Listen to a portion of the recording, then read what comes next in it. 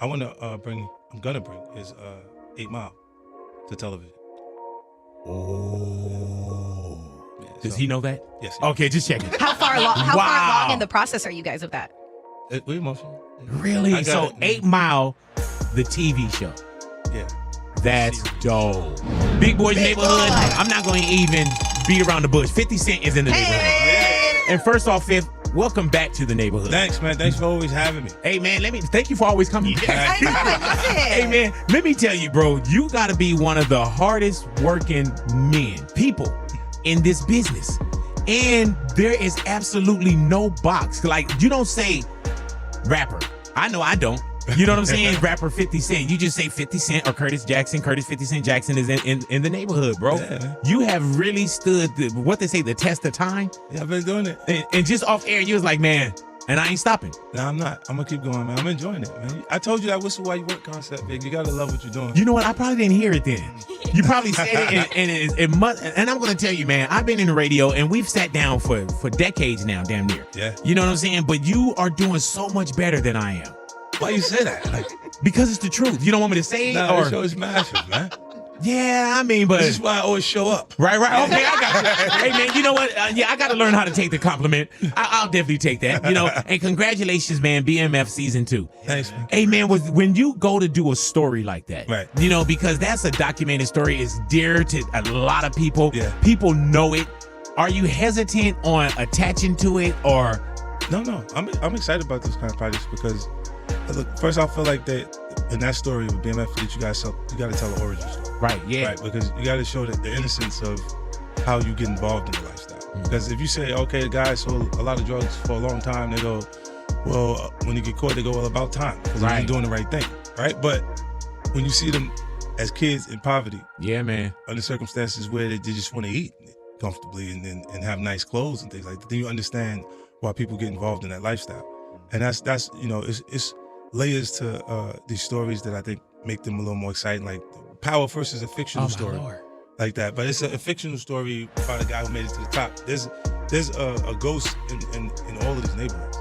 Like the guy who made it to the top. Oh yeah, he getting the most money around here at the time. And when you do it in a legal route, you say, could I have done this a different way? Because it does take skills to manage people and everything that's going on. Hey man, is this so-called entertainment game? Did you come in thinking about like the hustle game as well, the dope game, that they're like, man, this is easy for me? In the beginning, but there was always things that I couldn't understand that was happening. That was like, I couldn't manage the artists. I couldn't keep all of the artists in pocket, or it'd be 5 of us here today. Right. You talking about like G Unit, where they're all in, because like when you look at all of the groups that came, right? They all kind of, either the guy that's in there that is extremely talented pulls out to the front and he goes, I'm going solo.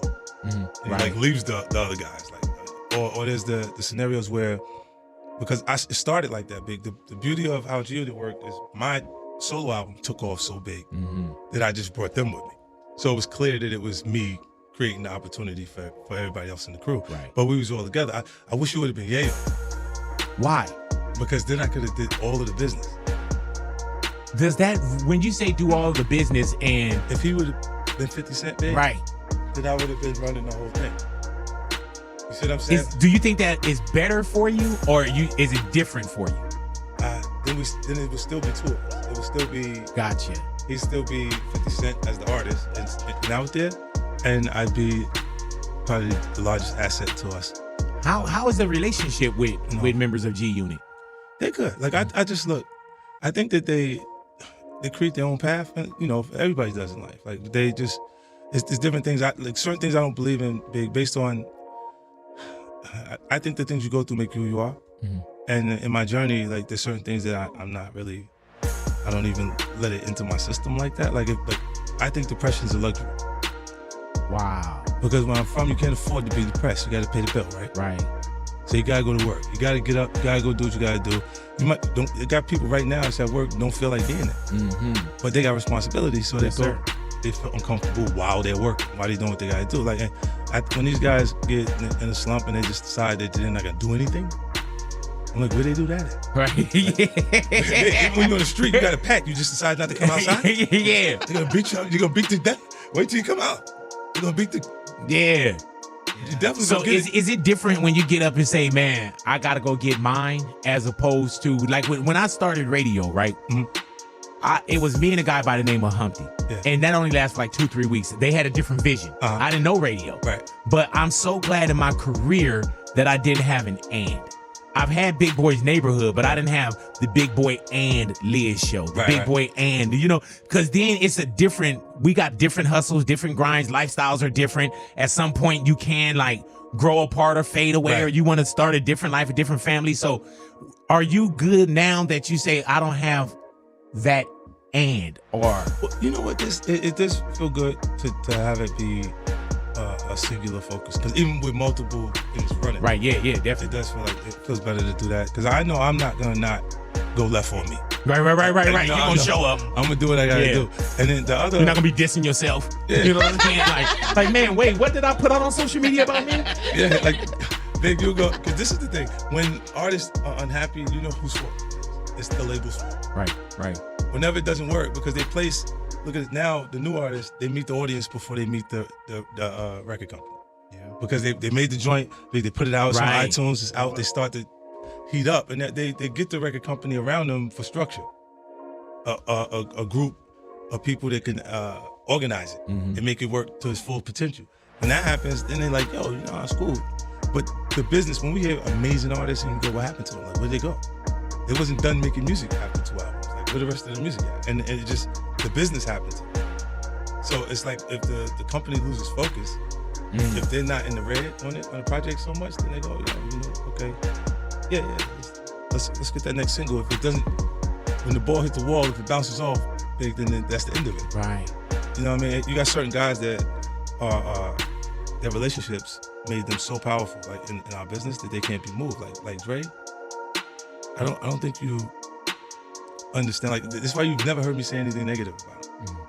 You see what I'm saying? And also connected to like M, because M's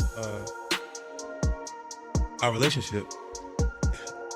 My Eminem is Dr. Dre is Eminem's. I am to Eminem to me is what Dr. Dre is to Eminem. Yeah. So to disrespect him in any way is just you out of pocket. You're not even following the chain of command. That Do y'all ever have, like, before, was there ever any disagreements? There's certain things that you just don't take to the public because it's not for the public? Yeah. Like, if there's, with Drake, not much. Like, he just gonna do what he wanted to do regardless. Like, and you going, like, Jimmy, their relationships, that's a different kind of relationship. Right. Like, that was, like, even when it was East Coast, West Coast, they are the West Coast, bro. Right, yeah. Like, the whole thing. So you go, when I get over here and you're an East Coast artist, he had said this in the interview. He was like, there was a point where, like, he said, I felt like a New York Knicks ball player in the locker room, right? Like, and I was like, yo. Yeah. Visitors. Yeah. Right. Like, I'm like, yo, we should be home here. I'm home. This is the home team. But it was never, you see, even when the award show thing happened, we was there.